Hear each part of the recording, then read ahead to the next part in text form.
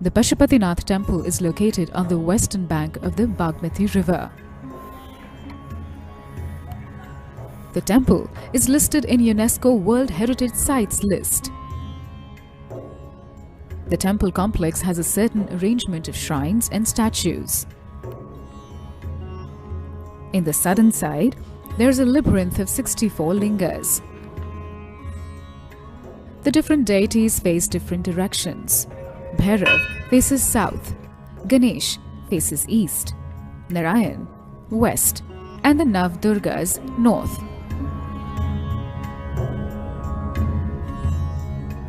Apart from the four faces of the Pashupatinath Linga, there is a fifth unseen face of the Linga called Ishana, representing the element ether or Akash.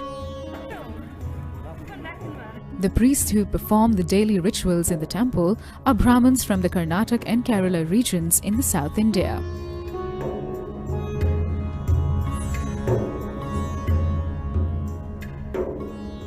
During the Mahashivratri festival, thousands of people arrive by night, take a dip in the cold waters of the Bagmati river and have darshan of Pashupatinath. On the opposite bank of the river are several shrines and courtyards, which offer accommodation to pilgrims during the major festivals.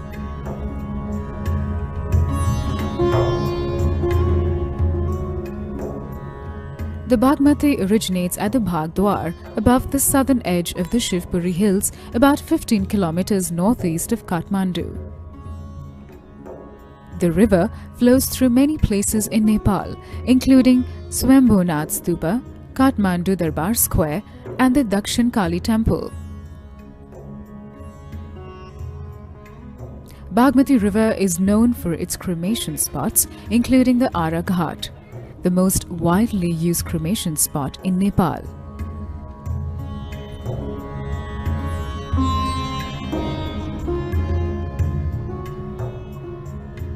The Nepali Hindu tradition says that the dead body must be dipped into Bagmati River 3 times before cremation.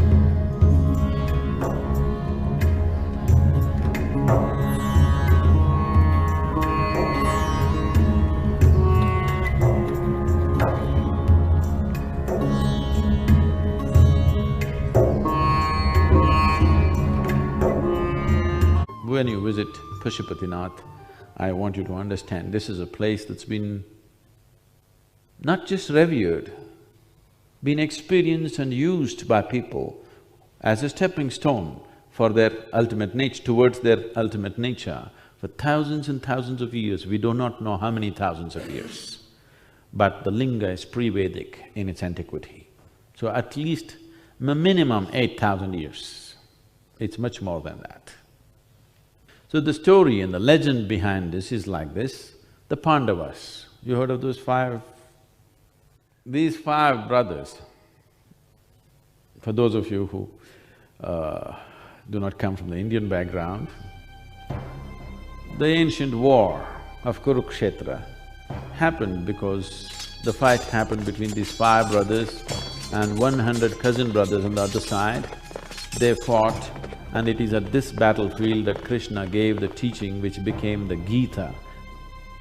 These Pandavas won the battle. So if you have to win the battle, of course, you have to slaughter so many people, which they did. And the slaughter did not include some strange enemies, it included their own brothers, their close friends, their relatives, their grandfather, their guru. Everybody who mattered to them in their life, they slaughtered because they had to win the war. And now they were struggling with what is called as Gotravada. Gotravada means they killed their own clan. Their hands were smeared with the blood of their guru, their grandfather, their brothers, their uncles, all kinds, even children. So they wanted to be free of this karma, and they knew nobody else could do it for them. Shiva is the only one who can absolve them of this sin. After their tenure as kings was over and they were old and they handed over the kingdom to their children and there was no fulfillment. So these 5 guys went after Shiva, they want a quick fix. And Shiva didn't want to give them such a easy run. He wanted them to soak in their soup for some time so that they don't commit such acts again. If people realize you can do whatever you want and you can go to Shiva and become free and you can restart all over again, Shiva did not want to give in to them, so he knew Himalayan terrain so well, so he went on dodging them. But these are doubted people, these are not the giving up kind brothers, otherwise they would have given up long ago, you know. They went after him. So Shiva had enough of this hide-and-seek business, so he thought he will get into disguise. So he transformed himself into the form of a bull. So he thought they will miss him. But these guys espied that also. And they went after the bull. So the bull ran here, there, but they ran after that.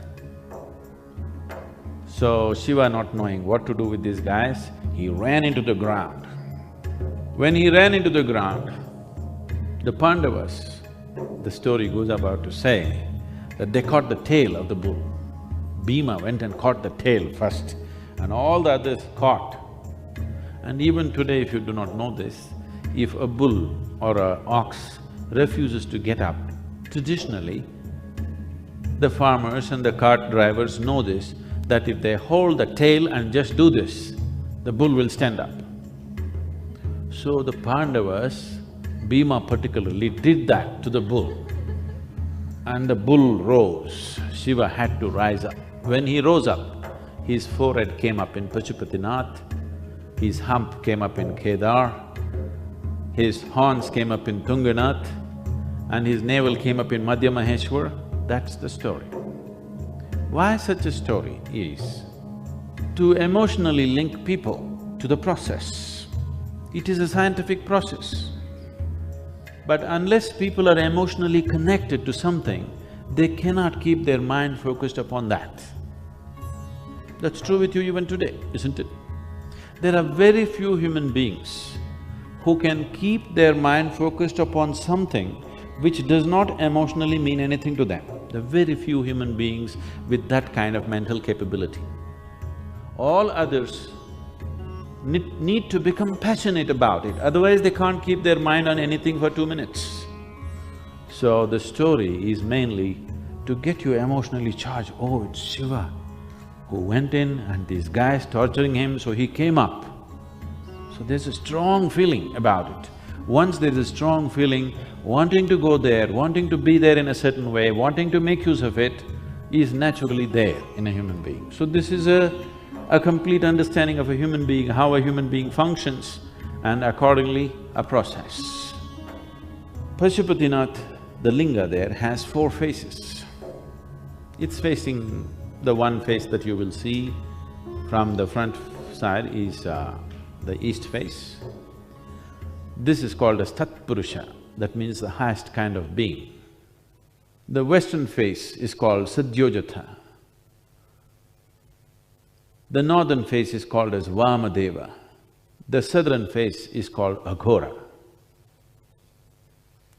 So one is the highest kind of being, another is a giver of joy, another is a master of occult sciences, another is Aghori.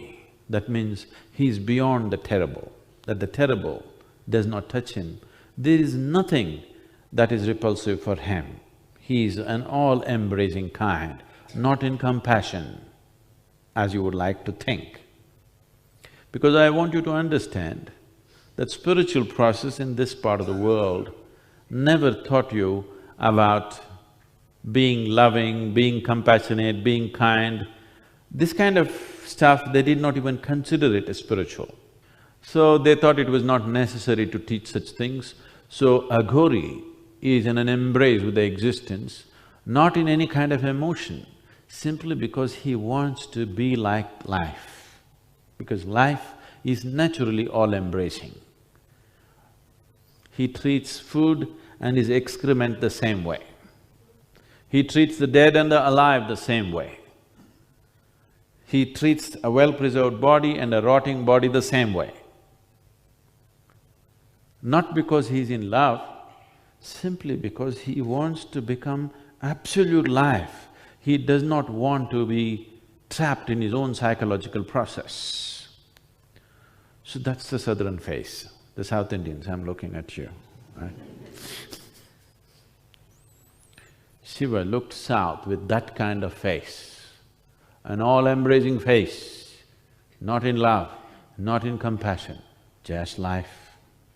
And that quality seeped in to every aspect of South. When I say South, anything south of Himalayas is South, not Chennai alone, okay?